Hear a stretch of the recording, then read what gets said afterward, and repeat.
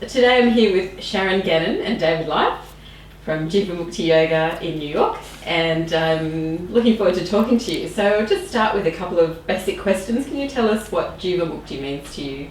Oh my God, an examination. We'll try. Okay. How about you go? You go first, David. The jiva is the individual self, and mukti means liberation. Liberation from separateness. Okay. And Sharon, would you like to make your extended comment? Jivamukti Yoga is a method of yoga recognized by Time magazine as one of the 9 forms of Hatha Yoga practiced in the world today. It was developed in 1985 by 2 East Village artists from the Lower East Side of New York City, Sharon, Gannon, and David Life. Why do you think Jivamukti Yoga is so popular? Good question. We haven't got the faintest idea. I guess the broader question is, why is yoga popular in the world today? And I think because it is such a universal practice that it resonates with people from various countries and various traditions, various, all different people benefit from yoga. And really, I think that the evidence of that is the rapid spread of yoga around the world. We're going through a global crisis. There's a lot of difficulty in the world. And those things could be traced back to how we, human beings, are treating the environment, Mother Nature, the other animals that we share this planet with, and of course, each other and our own selves. Jivamukti Yoga is the type of yoga which is focused on dismantling our present culture, which is based on the idea that the earth belongs to us and should be exploited if you have the means to do so.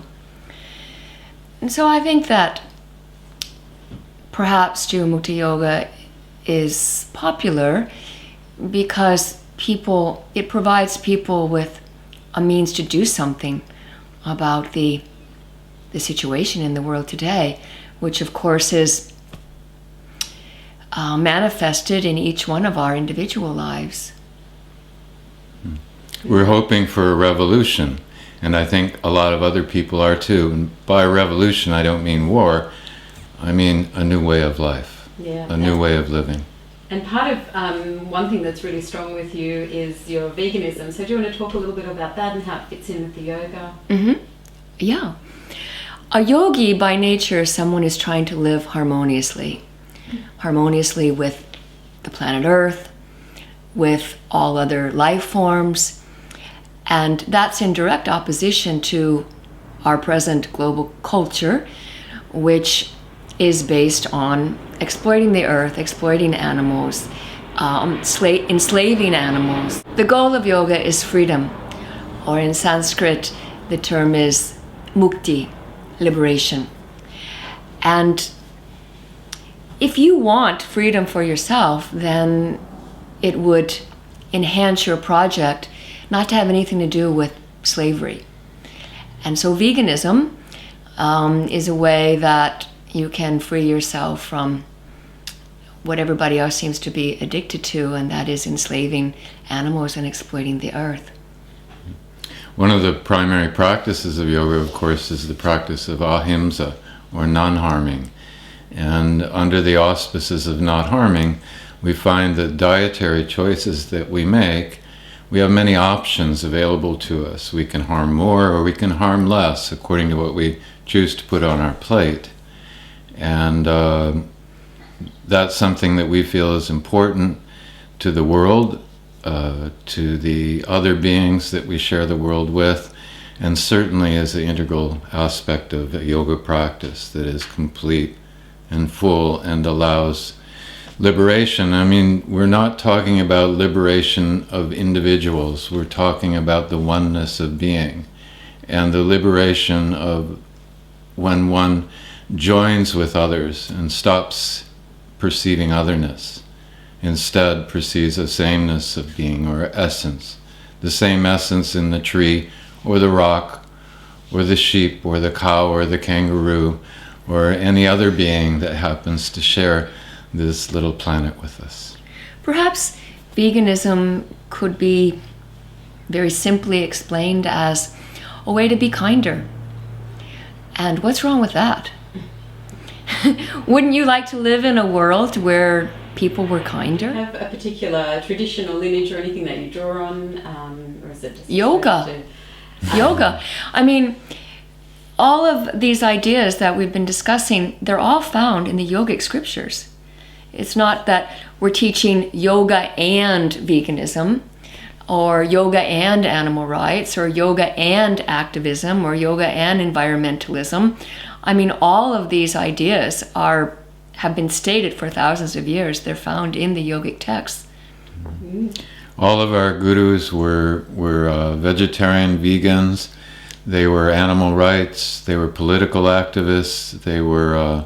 They really have empowered us to be on this path. I mean, the most important thing that a person can do these days is to dare to care. To dare to care about others, not just their own self. So, Sharon, tell us a little bit about your latest album. I heard that it's really high up on the pop charts. Krishna, Krishna, Krishna, Krishna, Krishna. Yes, it's an album of mantras. The Hare Krishna mantra is one of the tracks, and it surprisingly became very popular very quickly soon after it was released. And it's wonderful that people have embraced these Sanskrit mantras. I wanted to make an album of Sanskrit mantras that didn't use traditional Indian instrumentation or arrangements. So I think we really succeeded in what we were trying to do and make a crossover album into the pop music world. Yeah. So we're number 2 on the Billboard charts for 3 weeks. What's the next first? We have a lot of books in the works Sharon has already written but needs to finish up. A book of menus, of recipes, a cookbook. She also has an amazingly thick book of poetry. Together we're working on a book on yoga assists. Most of my time, though, is spent writing production manuals, procedure manuals, how-to manuals for management of Jivamukti Yoga centers and teacher training courses. Recently we finished a production manual on how to put on a Jivamukti teacher training course. So we hope that will allow our students to start doing more Jivamukti teacher trainings on their own. So we're excited about that. We have a sanctuary, a wildlife sanctuary that we maintain in upstate New York. It's 120 acres.